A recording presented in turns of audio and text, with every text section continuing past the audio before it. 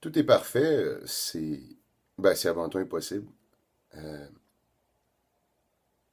c'est une conférence, mais c'est surtout un témoignage. Témoignage qui raconte la vie d'un jeune imbécile qui, après une enfance plutôt difficile, même violente,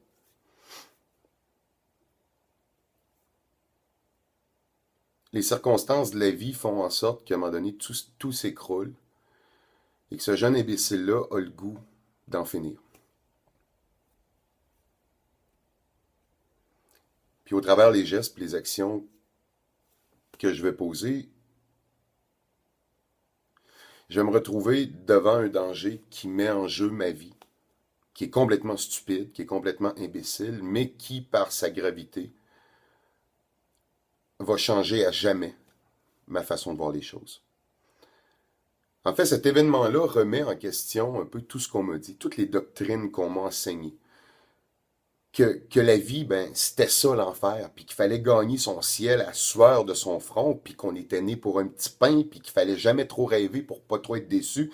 Tout à coup, cet événement-là qui arrive dans ma vie alors que j'ai 18 ans, va me faire prendre conscience que je suis entouré par un paquet de gens qui me disent à peu près tous la même chose. Et là, devant l'événement, je me rends compte que j'ai le droit de ne pas être d'accord et que c'est peut-être pas comme ça que la vie fonctionne.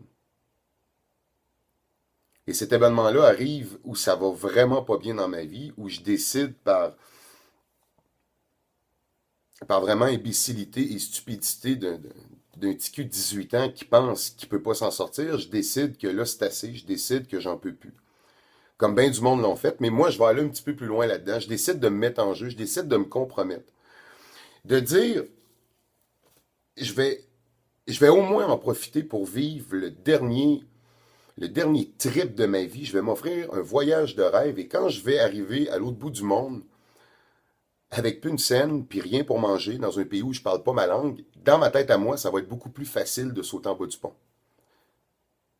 Et un événement arrive, et cet événement-là qui change à ma vie, qui fait entre autres partie d'une visite en ex-Yougoslavie en 93 en Bosnie, alors qu'évidemment c'est la guerre, ces événements-là vont m'amener à prendre d'autres réflexions et à changer un peu cette perception-là du on est né pour un petit pain et les malheurs arrivent jamais seuls et jamais deux sans trois et c'est toujours sur moi que ça tombe et c'est jamais de ma faute et c'est toujours les autres. Cet événement-là m'amène à changer des choses. Et ce que je raconte je fais attention au mot conférence parce que je conférence pas personne, c'est juste un récit qui, je pense, avec les conclusions que j'en tire et les preuves après d'un certain, à mon échelle à moi, mais un certain success story que je vais vivre après, les preuves de ça, ben, corroborent avec ce que j'ai fait pour changer les choses. Ce qui veut dire qu'à partir d'événements difficiles, à partir d'événements même tragiques, on ne se rend pas compte, mais c'est là qu'on devrait tout simplement, et c'est un peu la conclusion que j'en tire, qu'on devrait trouver les opportunités qui vont nous faire après avancer. Et c'est d'un bon ami, cette idéologie-là de fouiller dans nos malheurs l'opportunité, mais c'est aussi la vision de bien des grands sages, puis de bien des gens, puis c'est dans à peu près toutes les religions du monde. Quand ça va mal, arrête de paniquer.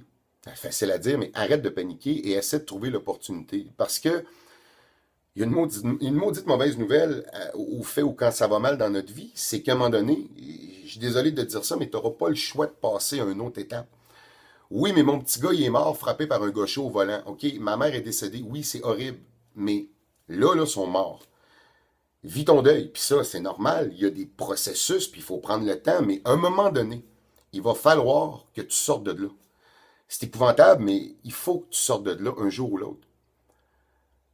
Le plus rapidement possible, où tu vas te dire dans ta tête, si ça arrive, je dois en tirer une leçon, je dois faire comme le sénateur bienvenu, peut-être, pour aller aider d'autres victimes, je dois faire comme... Il faut que je réussisse à trouver une opportunité là-dedans. Du moment où tu as ça dans la tête, j'ai l'impression que tu passes à côté de bien des malheurs, puis que ton deuil, bien qu'il soit aussi important, va être moins pénible. C'est cruel et il n'y a rien de parfait. C'est justement un peu la contradiction du témoignage que j'offre. Tout est parfait, c'est ça. C'est de tirer nos propres conclusions des événements qui font mal, des choses qu'on a vécues, des terreurs, de la violence, de la peur, Et nous, au Québec, comptons-nous chanceux. Il y a du monde qui crève de faim là, au moment où je vous parle. De toutes ces expériences-là, on en tire quoi comme conclusion? On réussit à aller chercher quelle motivation pour avancer. Et souvent, tu te rends compte que quand tu as trouvé cette opportunité-là, le deuil ne devient pas moins lourd, mais inconsciemment, il devient plus supportable. Parce que tu avances. Et que pour trouver une opportunité, ça te prend des objectifs, puis des intentions d'envie, puis des buts. Et ces buts-là, ces objectifs-là, on les a. Devenir riche, avoir une famille, conduire une Ferrari, je m'en fous, peu importe le rêve, le souhait, la volonté que tu as.